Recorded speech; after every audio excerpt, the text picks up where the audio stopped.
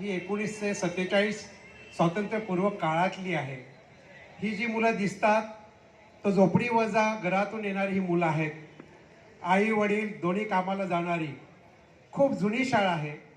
पण आम्ही जे विद्यादानाचं काम करतोय त्यामागे जे आम्हाला यश मिळतंय, तर आज जशा संत माऊली प्रतिष्ठानाने जसं श्रीमंत माऊली प्रतिष्ठान जसे कामाला आलेली आहे, तशा अनेक संस्था आम्हाला कामाला आल्या होत्या।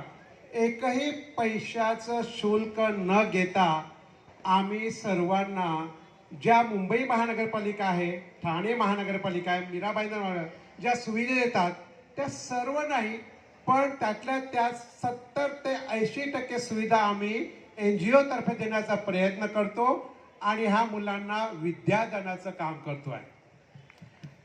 खूप बरं वाटलं आज या व्यासपीठावर येऊन। त्यासाठी मी ताईंचं